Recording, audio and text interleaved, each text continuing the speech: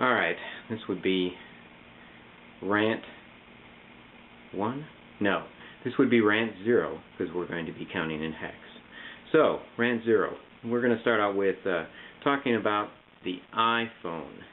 Now, one thing that I find interesting is nobody's really talking about, when they compare all the system memories of the smartphones and the game machines, the game consoles, the fact of how much system memory is available has not really been talked about that much. It's really kind of interesting, and actually I've found it difficult to find the specs on the iTouch, although I assume it's the same as the first and second generation iPhone, in that it's a 600 meg processor with 128 meg of system memory.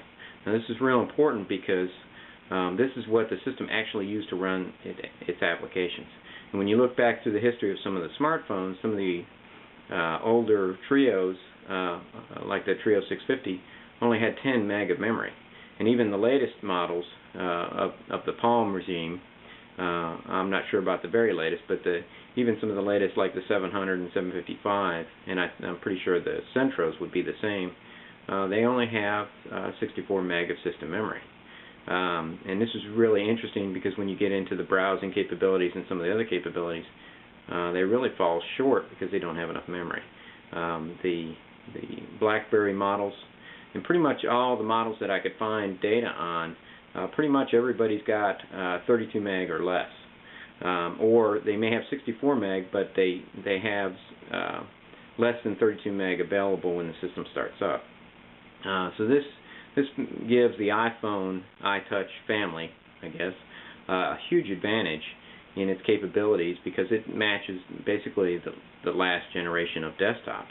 And if you compare it to the game machines, right now Wii only has 64 meg of system memory, which is rather interesting because when you look at some of the higher end game machines like the PS3 and even the Xbox having the most with 512, the PS3 with 256, they have some other needs like the Xbox. You have the Windows system under there that's taking up quite a bit of memory, I'm sure.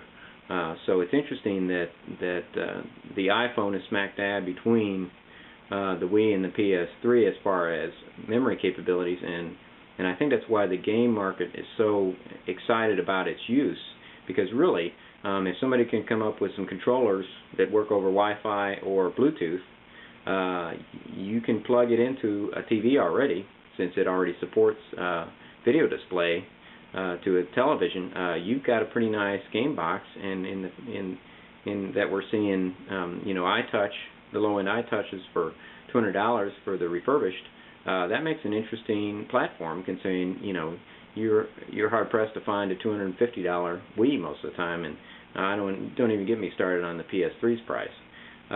So it makes an interesting combination of the iPhone does smartphone, game machine, and even I would even go as far as saying low-end laptop capabilities.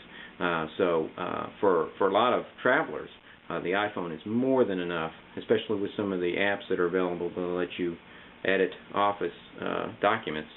It's more than enough to do what most people need to do. And that's a pretty exciting prospect. And that would be Rant number 0. And all I have left to say is, don't get lost.